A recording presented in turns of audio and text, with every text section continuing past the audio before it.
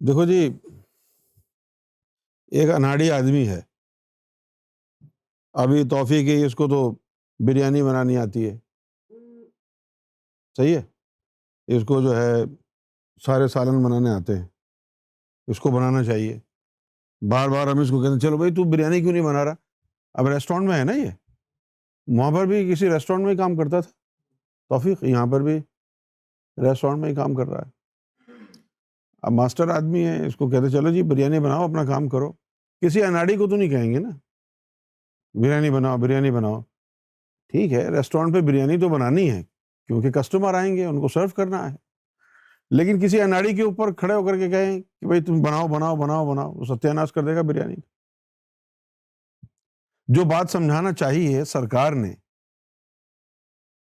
اور جو بات میں سرکار کی جو تعلیم ہے، سرکار کی جو تشریحات قرآن ہے، سرکار کی جو شرح حدیث ہے، اس کو اب میں بیان کر رہا ہوں، لیکن اہل اسلام کی سمجھ جو ہے وہ جا چکی ہے، یہ سمجھ میں آتا نہیں ہے کہ کیا کہہ رہے ہیں یہ۔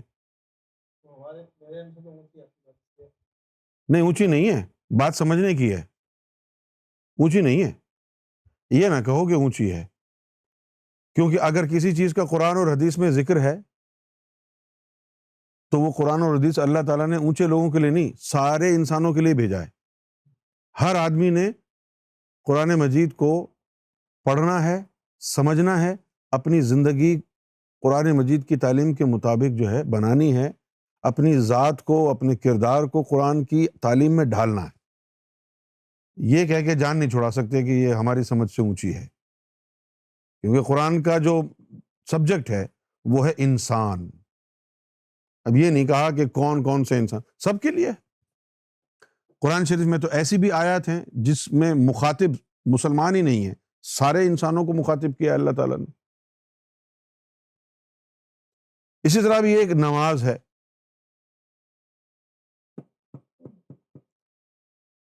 نماز کی ادائیگی بہت ضروری ہے۔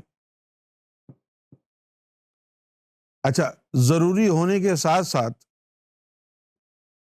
یہ بھی سمجھنا ضروری ہے کہ نماز صرف اس لیے ضروری ہے کہ اللہ کا حکم ہے، یا اس کے علاوہ بھی کچھ اور رکھا ہے نماز کی ادائیگی میں؟ کیونکہ مسلمان ابھی تک صرف یہی سمجھتا ہے اللہ کا حکم ہے پڑھنی ہے، اللہ کا حکم ہے کرنا ہے۔ آج تک اس کی بندے کی یہ سمجھ میں نہیں آیا کہ اللہ نے یہ حکم دیا کیوں ہے۔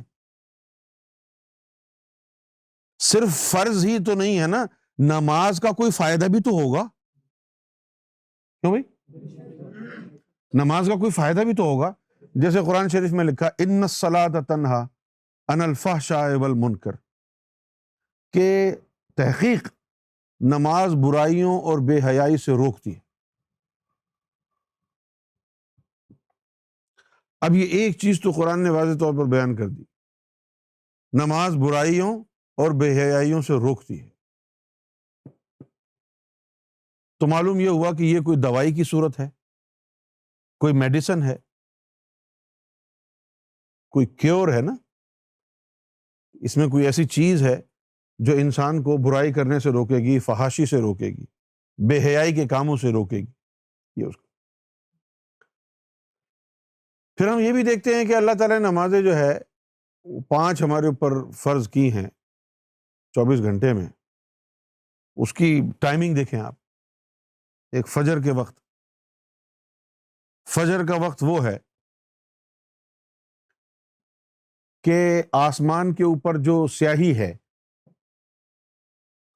وہ آسمان کی سیاہی اللہ تعالیٰ نے وہ چادریں ڈال رکھی ہیں وہ آسمان کی سیاہی، وہ چادریں ہٹتی ہیں، اور اس کے بعد سورج کے آنے کی تیاری ہوتی ہے۔ ابھی سورج آیا نہیں ہے، ابھی تیاری ہو رہی ہے۔ وہ وقت ایسا ہے کہ جس وقت جو شیطانی مخلوقات ہیں، سیاہی کی چادریں ہٹیں تو وہ چلی گئیں، اور جو سورج کے آنے سے جلالی مخلوقیں آتی ہیں دنیا میں، وہ ابھی آئی نہیں ہیں۔ تو اب یہ وہ وقت ہے کہ انسان کو کوئی رکاوٹ محسوس نہیں ہوگی۔ اور آپ دیکھ لیں، صبح فجر کے وقت آپ اٹھ کر کے باہر پیدل ہی چل لیں، آپ کو بڑا کیف اور سرور آئے گا، مزہ آئے گا، بڑا اچھا لگے گا۔ کیوں بھائی؟ یہاں سے انسان کے دن کی ابتدا ہوگی، شکرانے کے طور پر کہ اللہ نے مجھے ایسا وقت عطا کیا۔ فجر کی نماز، ظہر کی نماز ہے، سورج جو ہے وہ پورے آسمان پر ہوتا ہے، یعنی وہ جلال کا وقت ہے، اس مخلوق سے بچنے کے لیے ظہر کی نماز پڑھ رہے ہیں۔ عصر کی نماز ہے، عصر کی نماز کو موت سے تشبیہ دی گئی ہے، موت سے، کہ جب انسان کی روح قبض کرنے کے لیے آتا ہے ملک الموت، تو اس کو ایسا ہی محسوس ہوتا ہے سورج غروب ہو رہا ہے، تاکہ مجھے یاد رہے میرا بھی سورج غروب ہونا ہے۔ پھر جب مغرب کی نماز کا وقت آ گیا تو وہ جو فجر کے وقت ہٹی تھی نا سیاہی کی چادریں آسمان سے، اب وہ دوبارہ ڈھک رہے ہیں، اب وہ شیطانی مخلوقیں آ رہی ہیں، ان سے بچنے کے لیے فجر کی نماز پڑھی جاتی ہے۔ پھر عشاء کی نماز پڑھ رہے ہیں، ایک اور ٹولہ مخلوقوں کا آتا ہے،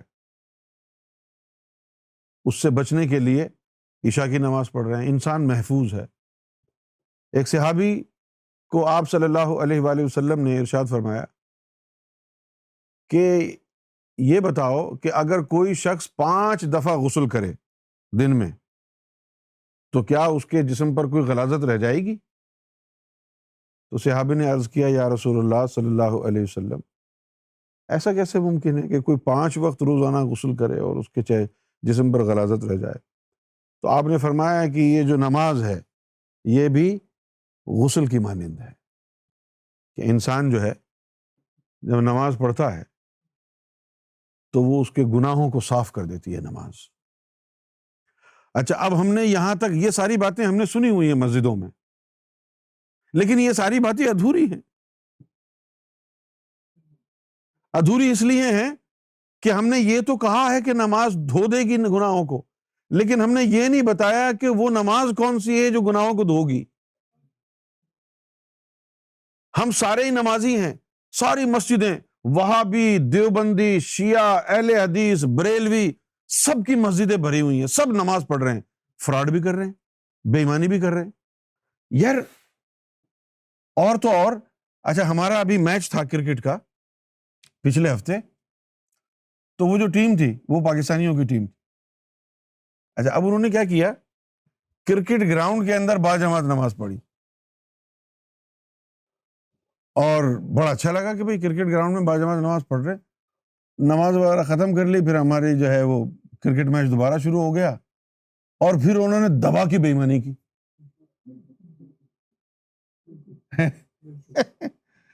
ایک سٹمپ ہوا، وہ سٹمپ نہیں دیا، گورا کہہ رہا ہے یار خدا کا خوف کرو، 1 فٹ باہر ہے اس کا پاؤں، تم کو نظر نہیں آ رہا ہے؟ ابھی تم نماز پڑھ رہے تھے، اب تم جھوٹ بول رہے ہو، بے ایمانی کر رہے ہو۔ کیوں نہیں روک رہی لوگوں کو نماز ان کی بے ایمانی سے؟ میں قرآن مجید نے جب ایک بات کہہ دی ہے، مسلمانوں کا مسئلہ یہ ہے کہ وہ قرآن کو سمجھ نہیں رہے، صرف پڑھ رہے ہیں، صرف پڑھ رہے ہیں۔ جیسے ہم پاکستان میں جب اسکول جاتے تھے تو کچھ سمجھ میں نہیں آتا تھا کہ کتاب میں کیا لکھا ہوا ہے، امتحان قریب آ رہے، رٹا لگا رہے ہیں، اس کا رنگ ہرا ہے، اس کا رنگ پیلا ہے، اس کا رنگ ہرا ہے، اس کا رنگ پیلا ہے، وہ رٹا لگ گیا، وہی جا کے لکھ دیا۔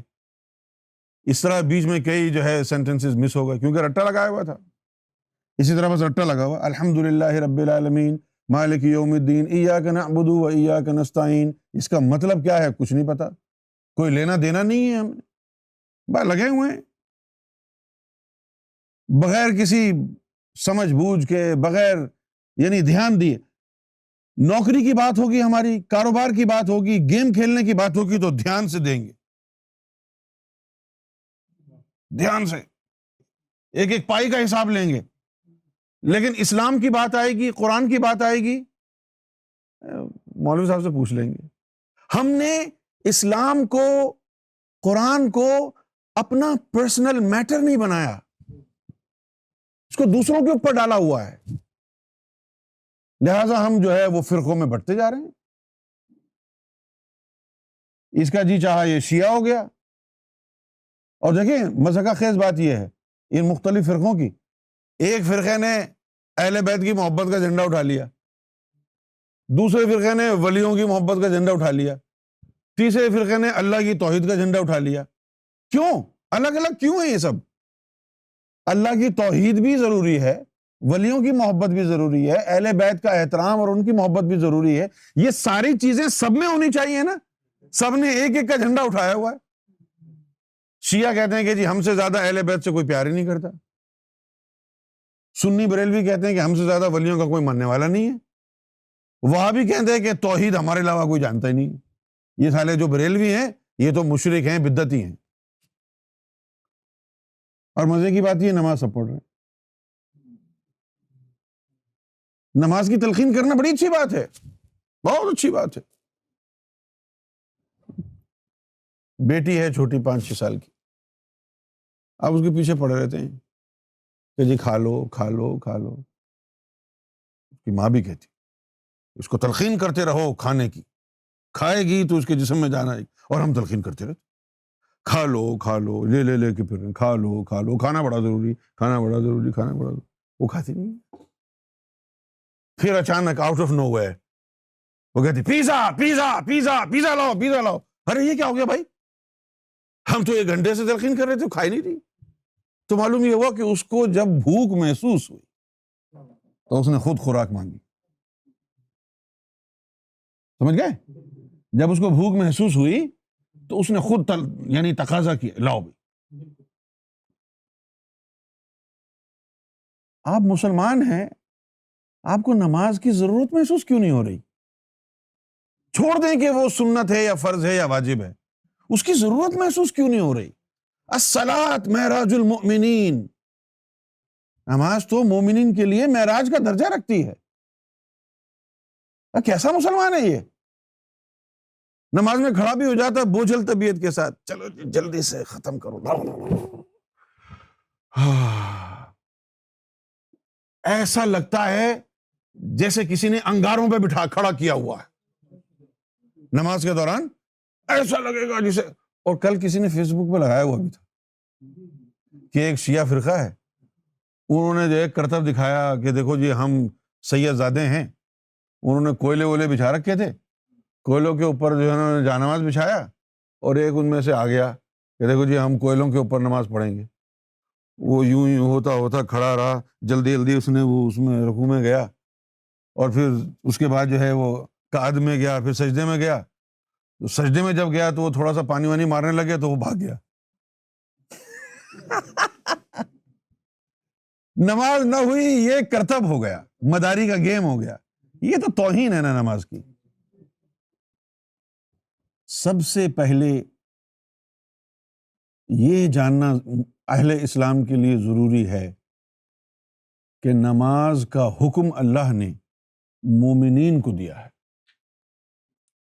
آپ مجھے بتائیں جب آپ صلی اللہ علیہ وآلہ وسلم نے دین اسلام کی ابتدا کی، اعلان نبوت کیا، لوگوں کو حلقہ بغوش اسلام کیا، اس وقت نمازیں اتری نہیں تھی. اللہ نے یہ سب کچھ ایک ساتھ کیوں نہیں اتارا؟ ایک ساتھ اتارنے والی چیز نہیں ہے، ہر چیز اسٹیپ بائی اسٹیپ ہوتی ہے میرے بھائی. سب سے پہلے آپ صلی اللہ علیہ وسلم نے ان کی زبانوں کو کلمہ پڑھایا، زبانوں کے بعد ان کے دلوں میں کلمہ اتارا.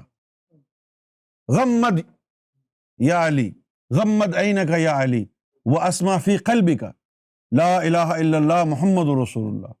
اے علی اپنی آنکھیں بند کر تو تجھے تیرے قلب سے کلمے کی آواز آئے گی. آپ صلی اللہ علیہ وسلم نے اقرار باللسان، پہلے ان کی زبانوں کو کلمہ پڑھایا، زبان سے اقرار لیا. وہ تصدیق بالقلب، پھر ان کے دلوں میں کلمے کا نور اتارا. یہی قرآن میں لکھا ہے افمن شرح اللہ صدرہ للاسلام، کہ اور وہ شخص جس کا سینہ اللہ نے اسلام کے لیے کھول دیا ہے، فہو علی نور من ربی. اسلام لانے کے لیے تو انسان کو شرح صدر کرنی ہے بقول قرآن۔ کتنے مسلمان ہیں جو قرآن مجید کو مان رہے ہیں؟ ہم تو پیدائشی مسلمان تھے۔ جو غیر مذہب سے آ کر مسلمان ہوتے ہیں وہ کیا کر رہے ہیں؟ 3 دفعہ کلمہ پڑھا، نام رکھ لیا، پگڑ باندھ لیا اور مسجد میں نماز پڑھنے چلے گئے۔ یار اگر تم صحیح امتی بننا چاہتے ہو تو اسی طریقے کو بار بار دہرانا پڑے گا جو طریقہ محمد رسول اللہ صلی اللہ علیہ وسلم نے اختیار فرمایا تھا۔ پہلے زبانوں کو کلمہ پڑھایا، پھر قلب کو کلمہ پڑھایا۔ جب دلوں میں ان کے کلمہ چلا گیا، نور اتر گیا، اب وہ مومن بن گئے۔ حضور کی صحبت میں بیٹھنے سے ان کے نفس پاک ہو گئے۔ آپ صلی اللہ علیہ وسلم نے فرمایا کہ ہر انسان کے ساتھ ایک شیطان جن پیدا ہوتا ہے۔ صحابہ نے پوچھا آپ کے ساتھ بھی ہوا تھا؟ تو فرمایا میرے ساتھ بھی ہوا تھا لیکن میری صحبت میں پاک ہو گیا۔ اس کو پاک کرنا اسلام ہے۔ یہ شرارتیں، یہ مولوی کو دیکھو کتنی لڑائیاں کراتے ہیں ادھر ادھر، اندر بیٹھا ہوا ہے نا نفس کا کتا۔ قرآن مجید نے کہا ہے نفس امارہ برائی کا حکم دیتا ہے، کر۔ اب اندر ہی اندر کوئی چیز ہم کو خارج کر رہی ہے، یہ غلط کام کرو، وہ غلط کام کرو، اور آپ کوئی ڈنڈا لے کے بیٹھ جائیں۔ ٹھیک ہے، جب تک آپ کے سامنے ڈنڈا ماریں گے، آپ 24 گھنٹے تو کسی کی چوکیداری نہیں کر سکتے نا۔ ہیں؟ نظریں چرا کے نکل گیا، کوئی گناہ ونا کر کے آ گیا، ختم ہو گئی بات۔ کیسے زبردستی کریں گے کسی کے ساتھ؟ اسلام تو وہ دین ہے کہ جس نے آپ کو وہ طریقہ سمجھایا ہے کہ آپ کے اندر جو نار کا مقام ہے، جو برائی کی جڑ ہے، وہاں اس کو، برائی کی جڑ کو وہاں سے اکھاڑ کر کے پھینکے باہر، اپنے اندر نور قائم کریں، طہارت قائم کریں۔ آپ کا جو باطن ہے، لطیفہ نفس پاک ہو جائے، آپ کے قلب میں اللہ کا نور آ جائے، قلب ذاکر قلبی کی صورت میں آپ کو مومن بنا دے۔ اس کو کہا حضور صلی اللہ علیہ وسلم نے کہ جسم کو پاک صاف کرنا آدھا ایمان، اور دل کو بھی پاک صاف کر لیا تو پورا ایمان ہو گیا۔ اچھا، اب نفس بھی پاک ہو گیا، حضور پاک نے ان کو کلمہ پڑھایا زبان سے، پھر دلوں کو بھی کلمہ پڑھایا، پھر قرآن مجید نے کہا کہ وہ تم کو اپنی صحبت میں بٹھا کے قرآن کی آیتوں سے تمہارے نفس کا تزکیہ کرتا ہے۔ اور پھر قرآن نے یہ بھی کہا کہ قد افلح من تزکاہا، کہ بے شک فلاح اس نے پائی جس نے اپنے نفس کو پاک کر لیا۔ اب جب نفس بھی پاک ہو گیا، قلب اللہ کے نور سے منور ہو گیا، اب آپ مومن ہو گئے۔ اب آپ کے اوپر نماز فرض ہو گئی۔ پھر جب انہوں نے نماز پڑھی تو وہ ان کے حلقوں میں نہیں پھنسی، سیدھی دل میں اترا نماز کا نور۔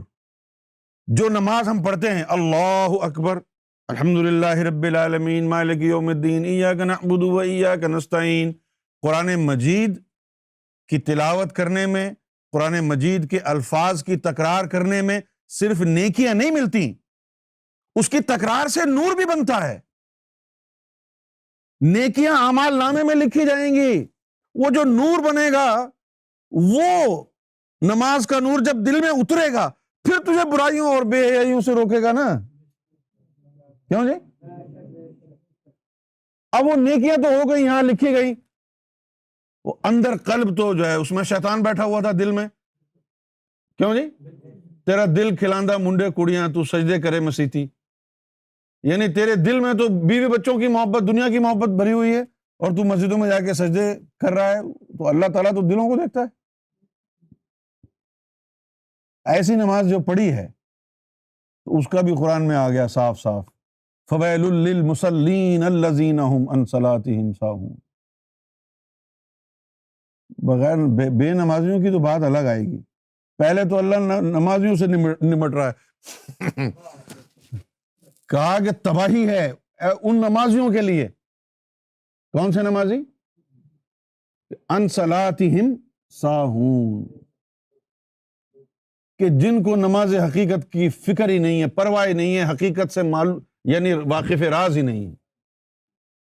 اور پھر اس کے بعد کہا ہے ہم یراؤن، اور یہ لوگ صرف دکھاوا کر رہے ہیں۔ سرکار گوھر شاہی نے فرمایا کہ بھائی مسجد میں تو ہزاروں لوگوں کے ساتھ نماز پڑھتا ہے۔ حضور پاک نے فرمایا کہ ایسی نماز پڑھنے والا کمرہ بند کر کے اکیلا بھی پڑھے تو دکھاوا ہے. وہ کیسے؟ ادھر اللہ تعالیٰ نے فرمایا کہ ان اللہ لا ينظر الى صورکم واعمالکم ولکن ينظر الى قلوبکم ونیاتکم، کہ میں نہ تمہاری شکلوں کو دیکھتا نہ میں تمہارے عملوں کو دیکھتا، میں تو تمہارے قلب اور نیت کو دیکھتا ہوں. وہ نماز میں کھڑا ہو گیا، دل میں تو دنیا داری ہے نا، دل میں تو اللہ تو دل کو دیکھے گا نا، دل میں دنیا داری ہے. لوگوں نے دیکھا کہ نماز میں کھڑا ہوا ہے، یہ بہت اچھا نمازی ہے، بڑا پارسا ہے، لوگوں میں نمازی مشہور ہو گیا اور اللہ کے یہاں نماز پہنچی ہی نہیں. اس طرح ریاکاری بن گئی. نہیں. اب آپ مجھے یہ بتائیں کہ جس نماز کا ابھی اللہ تعالیٰ ذکر فرما رہا ہے، فویل للمصلین الذین هم عن صلاتهم ساہون هم یراؤون، کہ ان نمازیوں کے لیے ہلاکت ہے، تباہی ہے کہ جو اپنی نمازوں کی حقیقت سے بے خبر ہیں. ایسی نماز کی تلقین سے کیا فائدہ ہوگا سوائے اس کے کہ اس کو مزید تباہی میں دھکیلیں.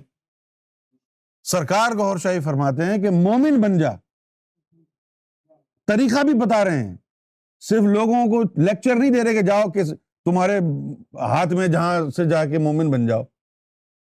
طریقہ بتا رہے ہیں، آ جاؤ ذکر قلب لے لو، دل کی دھڑکنوں کو اللہ اللہ میں شامل کرو، تمہارے دل میں نور آئے. جب دل میں نور آ جائے گا پھر نمازیں پڑھنا، پھر حلقوں میں نہیں اٹکیں گی، سیدھا عرش الہی پہ جائیں گی. سرکار گوھر شاہی تو لوگوں کو اس نماز کی طرف دھکیل رہے ہیں جو نماز برائیوں سے روکتی ہے، جو نماز فحاشی سے روکتی ہے، وہ نماز جو مومن کو وہاں معراج پر پہنچا دیتی ہے.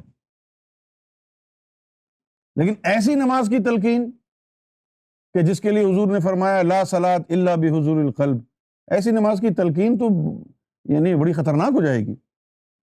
سارے زمانے میں لوگ یہی کر رہے ہیں، لوگوں کو پتہ ہی نہیں ہے کہ نماز کی حقیقت کیا ہے.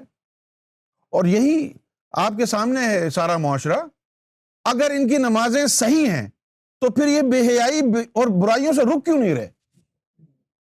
اب پاکستان کا معاشرہ دیکھیں، داڑھی بھی بڑی ہو گئی، نمازیں بھی ہو گئیں، یہاں پر سیاہ دھبا بھی پڑ گیا، اور اپنی بیٹیوں کو چکلے کے اوپر بٹھایا ہوا ہے.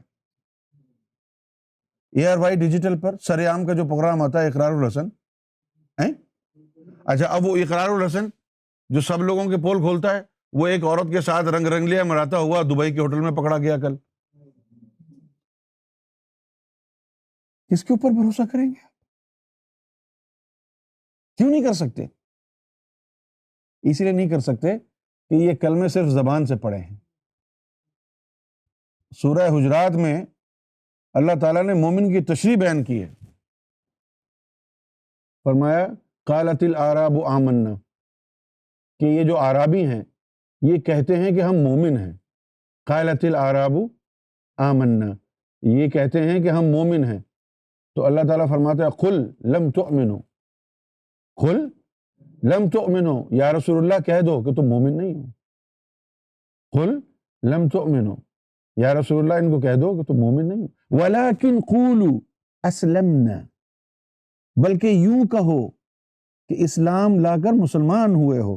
ولما يدخل الایمان فی قلوبکم، اور ابھی تو تمہارے قلب میں ایمان داخل ہی نہیں ہوا ہے، تم کہہ رہے ہو مومن ہو. کیا نہیں؟ اور پھر ایمان قلب میں داخل ہونا کیا ہے؟ اولئک کتب فی قلوبہم الایمان، کہ ایسے بھی مومن ہوتے ہیں کہ جن کے دلوں پر اللہ نے نقش کر دیا ہے ایمان. اب وہ جو نقش ہوگی تو تحریر کی صورت میں ہی ہوگی نا. تو سب سے بہترین تحریر، سب سے بہترین لفظ کیا ہے سوائے اللہ کے؟ اللہ کا نام ان کے دلوں کے اوپر نقش ہو جاتا.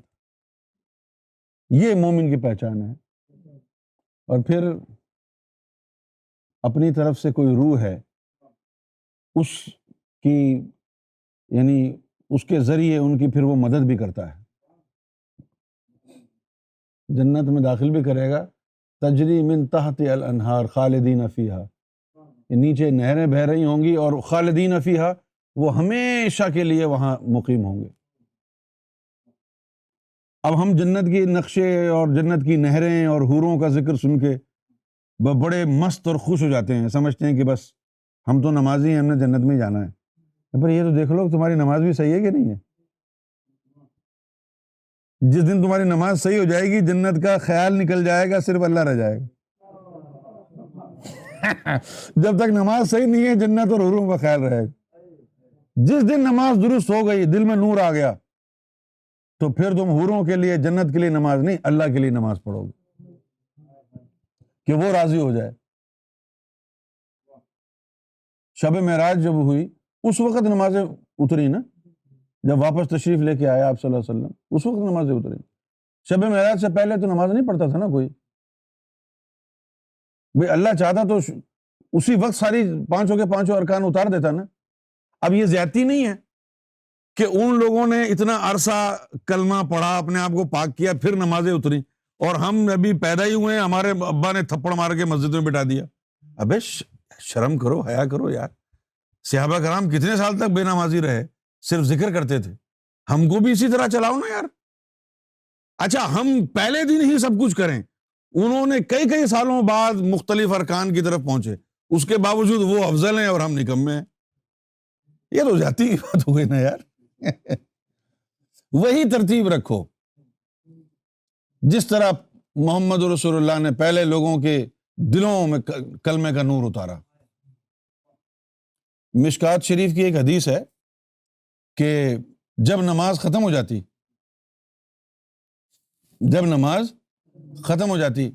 تو آپ صلی اللہ علیہ وسلم صحابہ سے پوچھتے کہ بھئی سب اپنے ہی بیٹھے ہیں نا، اور اس کے بعد کہتے کہ مسجد کا دروازہ بند کر دو، اور پھر وہ ضربے لگاتے، لا الہ الا اللہ، ضربے لگاتے۔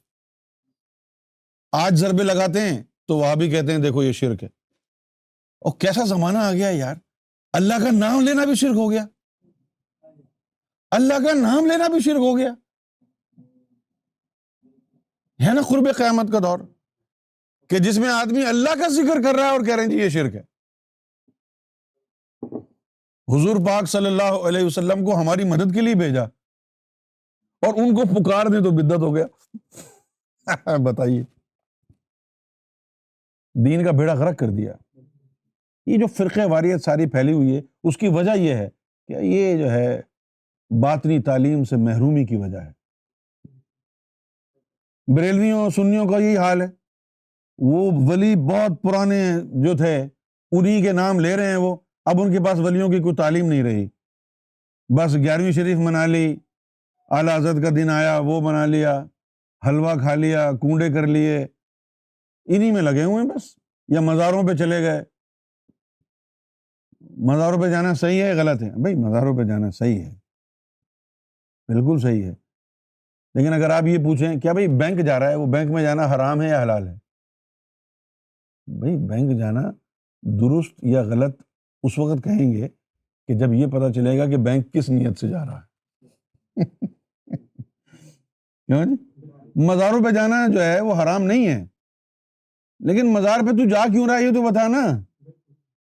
تو مزار پر اگر فاتحہ پڑھنے کے لیے جا رہا ہے تو اچھی بات ہے، نہ یہ کوئی بہت عظیم بات ہے تیرے ایمان کے لیے، اور نہ یہ غلط بات ہے، فاتحہ پڑھ کے آ جاؤ۔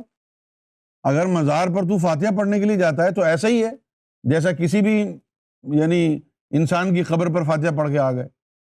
مزار پر جانا اس کے لیے فائدہ مند ہے جو مزار والے سے روحانی فیض حاصل کرنے کا گر جانتا ہو، ٹھیک ہے نا۔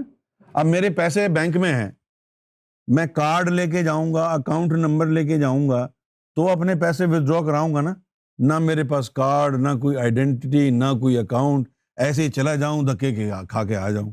یہی ہے مزار پہ جانا آج کل، کیوں جی؟ لیکن بریلوی سنیوں نے یہ سمجھ لیا کہ جی مزار پر ہم جا رہے ہیں باقاعدگی سے، عبداللہ شاہ قادری چلے گئے، وہاب شاہ جیلانی چلے گئے، مصری شاہ بابا، داتا صاحب چلے گئے، خواجہ صاحب کے مزار پر گئے تھے۔ اچھا تو کیا ہوا پھر وہاں سے ملا کیا تم کو؟ ملا کیا؟ ہم تو روز داتا صاحب کے دربار پہ حاضر تھے، بڑی اچھی بات ہے، لیکن ملا کیا؟ امام ابو حنیفہ نے قرآن مجید کی تشریحات میں یہ لکھا ہے کہ جب تمہارے مدد کے لیے کوئی ظاہر میں ولی نہ ملے تو اہل قبور سے مدد حاصل کرو، تب کسی اہل قبر کے پاس جاؤ، کسی مزار پر جاؤ اور وہاں جا کے استدعا کرو کہ میں اللہ تک پہنچنا چاہتا ہوں، ہو سکتا ہے سن لے وہ، اور پھر روحانی طور پر تمہاری کوئی مدد ہو جائے۔ اللہ کو پانے کے لیے، اللہ کی ذات تک پہنچنے کے لیے، اپنی طہارت حاصل کرنے کے لیے، باطنی علم حاصل کرنے کے لیے. لیکن آج سنی کیا کر رہا ہے، بریلوی کیا کر رہا ہے؟ درود و سلام پڑھنا تو فرض ہے، نماز بھی پڑھنا فرض ہے، ٹھیک ہے نا؟ لیکن تیری نماز اوپر نہیں جا رہی تو درود و سلام جا رہا ہوگا. نماز نہیں جا رہی اوپر تو درود و سلام جا رہا ہوگا؟ نہیں جا رہا ہوگا. یہ ساری کہانی یہاں سے ہوتی ہے. ایک حدیث شریف میں آپ صلی اللہ علیہ وسلم نے واضح طور پر فرمایا، اور خطاب صرف مسلمین سے نہیں ہے، وہاں پر حضور نے پوری بنی نو آدم کو مخاطب کیا ہے. اے بنی آدم، تیرے جسم میں گوشت کا ایک لوتھڑا ایسا ہے کہ اگر اس کی اصلاح تو کر لے تو تیرے پورے جسم کی اصلاح ہو جائے گی، اور اگر اسی میں فساد ہے تو پورا جسم تیرا فساد میں مبتلا رہے گا. یاد رکھ، وہ تیرا قلب ہے. قلب کی اصلاح، قلب کی اصلاح تو اس کے بیدار ہونے میں ہے، اور اس کے بیدار ہونے کے لیے تو مرشد کامل چاہیے. جس طرح سرکار سے آپ نے ذکر لیا، نور چلا گیا، اب آپ نے نمازیں پڑھنی ہیں. جب آپ نے مجھے بتایا کہ بھائی میں تو 8-10 سال جاتا رہا، تو میں نے دوسرا سوال یہی کیا، نمازیں پڑھتے ہیں نا؟ تو یہ تلقین میں نے کس کو کی؟ اس کو جس کے دل میں اللہ کا نام چلا گیا ہے. جس کے دل میں اللہ کا نام نہیں گیا ہے، اس کو میں یہ کہوں گا نا کہ پہلے اللہ کا نام کی پریکٹس کر، دل میں اللہ کو بسا، پھر جب دل میں اللہ اللہ آ جائے گا پھر کہیں گے اب نماز پڑھ. یہ تیری جو ہے نا اجرت دے گا دل نماز کی. جو بھی تو نے تلاوت کی ہوگی، رکوع سجود کیے ہوں گے، اس کا جو بھی نور بنے گا وہ تیرے دل میں جائے گا، اور زیادہ طہارت محسوس کرے گا، اور زیادہ رب کے قریب جائے گا. اب یہ جو بلب ہے 100 واٹ کا ہے، اگر اس کے اندر ایک اور لگا دیں تو روشنی بڑھ جائے گی، ایک اور لگا دیں روشنی اور بڑھ جائے گی، ایک اور لگا دیں روشنی اور بڑھ جائے گی. اسی طرح نمازیں پڑھتے رہیں گے، ذکر فکر ہوتا رہے گا، اچھے اعمال ہوتے رہیں گے، دل کا نور بڑھتا رہے گا، آنکھوں تک پہنچ جائے گا. ایک وقت آئے گا کہ پورے نس نس میں نور پہنچ گیا. جب نس نس میں نور پہنچ گیا تو اب وہ پورا جسم تیرا نور الہی کے تابع ہو گیا. حدیث شریف میں لکھا کہ عورتوں کو مت تاڑو، ان کی نظر شیطان کے تیروں کی مانند ہے. کالج میں پڑھتے تھے جب، تو بڑی کوشش کرتے کہ بھائی نہ تاڑیں. پھر اس نے ایک نے مسجد میں سن لیا کہ بھائی پہلی نظر جو ہے معاف ہے، دوسری نظر نہیں ڈالنا. تو پتہ چل جاتا تھا کہ سامنے سے لڑکیاں آ رہی ہیں تو نیچی نظر رکھتے تھے. جب بالکل شیور ہو جاتا تھا کہ یہ لڑکیاں ہی آ رہی ہیں تو پھر دل میں خیال آتا پہلی نظر تو معاف ہے، پھر دیکھ لیتے. تو اندر تو فراڈ ہے، بے ایمانی ہے. شریعت کو بھی ہم نے جو ہے وہ استعمال کر لیا کہ پہلی نظر ڈالو تو صحیح ہے. کیوں صحیح ہے پہلی نظر؟ وہ اچانک بے ساختگی میں چلی جاتی ہے. جیسے آپ چل رہے ہیں اور اچانک یوں اٹھایا دیکھو اور نیچی کر لی نظر، لیکن وہ پہلے سے پتا ہے کہ بھئی سامنے سے جو ہے نا خواتین آ رہی ہیں اور آدمی یوں رکھے اور اس نظر کو بچا کے رکھے پہلے کو، کہ بعد میں یوز کروں گا، ابھی جوتے دیکھ لیتا ہوں.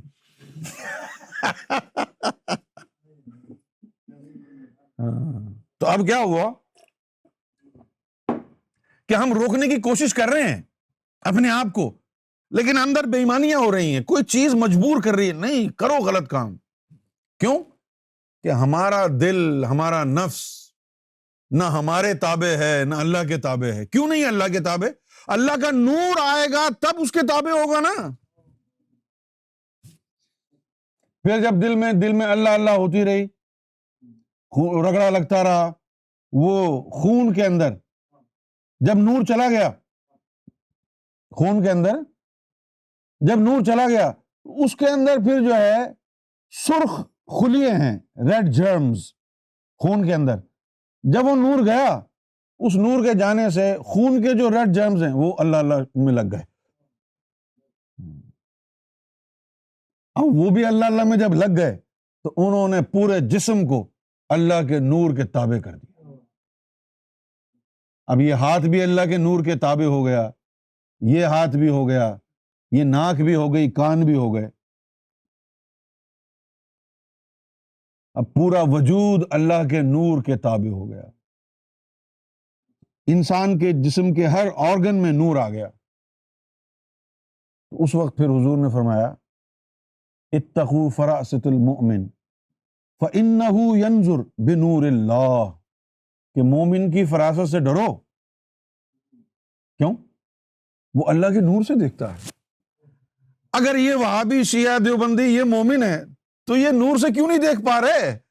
مومن میں نور ہوتا ہے نا، ان میں نور ہی نہیں ہے نا، جب نور آئے گا تبھی مومن بنیں گے۔ اب یہ جو نس نس میں نور چلا گیا، یہ افضل درجے کا مومن ہو گیا۔ یہ اسلام ہے، یہ نماز ہے۔ روزے کا مطلب کیا ہے؟ اللہ تعالیٰ نے روزہ کو اس لیے تھوڑی فرض کیا ہے کہ بھئی اللہ کا جی چاہ رہا ہے کہ 16 گھنٹے تک سارے لوگ بھوکے مریں، مجھے مزہ آئے گا۔ اللہ اپنے مزے کے لیے تھوڑی کر رہا ہے، اس نے تو وجہ بتائی، لعلکم تتقون، روزے تم پر اس لیے فرض کیے تاکہ تم پاک ہو جاؤ، لعلکم تتقون، تاکہ تم پاک ہو جاؤ، اس لیے روزے اللہ تعالیٰ نے فرض کیے۔ اب پاک کیا ہوں گے؟ اب دیکھیں روزے کیسے رکھ رہے ہیں لوگ، صرف روزہ ہی رکھ رہے ہیں، روزہ رکھ کر کے وہ فلمیں دیکھتے رہیں گے سارے دن، گالی گلوچ کرتے رہیں گے، غصہ اتارتے رہیں گے، ہر غیر شرعی کام کرتے رہیں گے، اور یعنی افطار سے 1 گھنٹہ پہلے میز کے اوپر سب سجا کر کے دیکھتے رہیں گے، یہ پکوڑے کیسے بنائیں، کسی کو پرواہ نہیں ہے میں نے روزہ رکھا ہوا ہے، یہ بٹھا لو یہاں سے، یہ بٹھا لو، ان میں نمک زیادہ ہو گیا، ان میں یہ ہو گیا۔ یہ روزہ کہاں ہے یار؟ یہ تو ضلالت ہے۔ روزہ نفس کی پاکی کے لیے رکھا جاتا ہے، نفس کی پاکی کے لیے۔ اور آپ سمجھتے ہیں کہ آپ بھوکے رہیں گے اس سے نفس پاک ہو جائے گا؟ نہیں، اسی لیے پہلے مومن بننا شرط رکھا، پھر نمازی بننا شرط رکھا، تیسرے نمبر پر روزے کی بات آئی ہے۔ کیوں؟ کہ اب یہ مومن بھی بن گیا ہے، قلب میں نور ہے، نماز پڑھے گا اس کا بھی نور جائے گا۔ اب یہ جو اس کا نفس ہے، کھانا کھانے سے اس کو نار ملتی ہے، اب یہ اس کو 12-15 گھنٹے کے لیے روک دو تاکہ نار رک جائے اور قلب کا، تراویحوں کا، تلاوت قرآن کا نور قلب میں جا کے نفس کی طرف بھیجے، نفس کو بھوکا رکھ کے کمزور کریں اور پھر نور کا حملہ ہو 30 دن تک، اس سے نفس کی حالت تبدیل ہوتی ہے۔ لیکن اگر صرف بھوکے رہیں اور نور نہ آئے تو کہاں نفس پاک ہوگا؟ پھر یہی ہوگا جو پاکستان میں ہوتا ہے، میرے منہ نہیں لگنا، میں روزے سے ہوں، میں منہ نہیں لگنا، میرے ٹانگیں توڑ دوں گا میں، یہی رہتا ہے بس۔ روزہ تو نفس کی طہارت کے لیے، روزے کے لیے حدیث شریف میں آیا کہ اللہ تعالیٰ نے ارشاد فرمایا کہ یہ جو روزہ ہے یہ میرے لیے ہے۔ اب کیسے میرے لیے بھائی؟ اللہ کے لیے کیسے ہے یہ؟ اللہ کے راستے میں جانے کے لیے نفس کو پاک کرنا ضروری ہے نا، روزہ رکھنے سے نفس کی پاکی میں مدد ملے گی اور اللہ کا راستہ کلیئر ہوگا، یہ مطلب ہے کہ اللہ کے لیے ہے۔ تو یہ رازن بن کے بیٹھ گیا نا نفس تمہارا، اب نفس کو پاک کرنا ہے نا، اور جب نفس پاک ہو گیا تو پھر سدا بہار روزے دار ہو گیا۔ جب نفس پاک ہو گیا تو اللہ تعالیٰ ارشاد فرمائے گا کہ اے نفس مطمئنہ والے، میں تجھ سے راضی ہو گیا، تو مجھ سے راضی ہو جا۔ یہ نفس مطمئنہ والے کے لیے کہا ہے، جس نے اپنے نفس کو پاک کر لیا، اللہ مطمئن ہو گیا اب تجھ سے کہ جی اب اس میں کوئی برائی کی رمق باقی نہیں رہی، مکمل طاہر ہو گیا ہے، مکمل پاک ہو گیا ہے، اللہ تجھ سے اب مطمئن ہو گیا، اللہ از سیٹسفائیڈ ود یو کہ اب تجھ سے کوئی غلط کام ہوگا نہیں۔ اب جب تجھے یہ درجہ اللہ تعالیٰ نے دے دیا تو اب تجھے پھر وہ راہبر بنا کے بٹھا دے گا کہ بھئی تم لوگوں کی ہدایت کا سامان کرو، لوگوں کو اللہ اللہ میں لگاؤ، لوگوں کو صراط مستقیم کی بابت بتاؤ، لوگوں کو ذکر میں لگاؤ، لوگوں کو روحانیت میں لگاؤ، کیونکہ اللہ تعالیٰ ان سے مطمئن ہو گیا۔ یہ روحانی راستہ ہے۔ Aura TV Guidance brought to you